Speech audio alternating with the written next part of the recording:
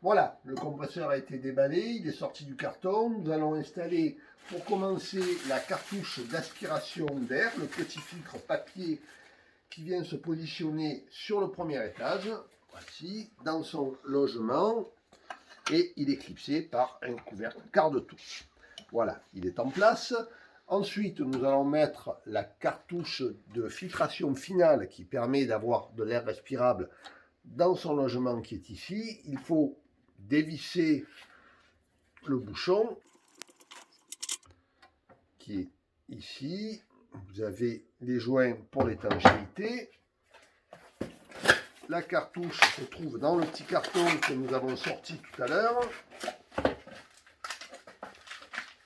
Il suffit d'ouvrir l'emballage étanche dans lequel elle est conditionnée. Vous pouvez voir qu'il y a un joint à une extrémité et c'est ainsi que se positionne la cartouche. Et ensuite, on la remet en place en faisant attention de bien engager le filetage et en serrant à la main uniquement.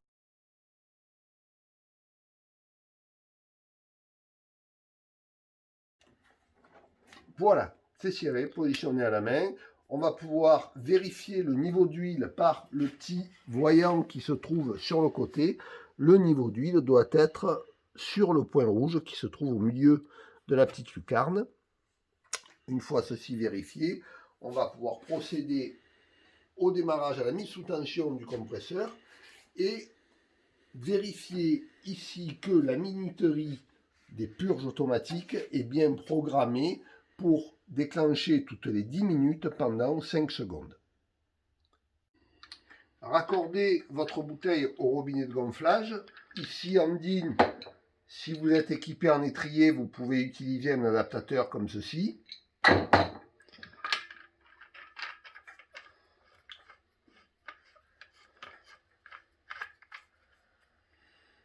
On va pouvoir vérifier également que le système de maintien de pression de la filtration fonctionne normalement.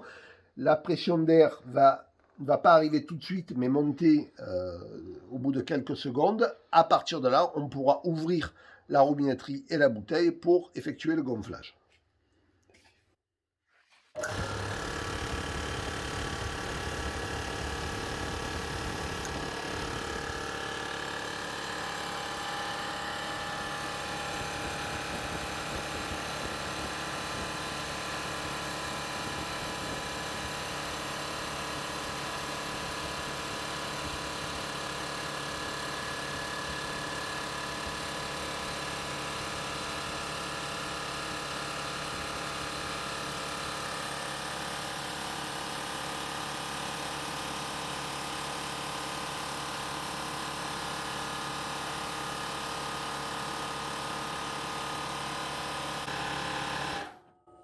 Voilà, le compresseur vient de s'arrêter automatiquement. La bouteille est maintenant gonflée. On va pouvoir fermer sa robinetterie, puis fermer le robinet d'alimentation jusqu'à déclencher la purge du raccord, ce qui permettra de démonter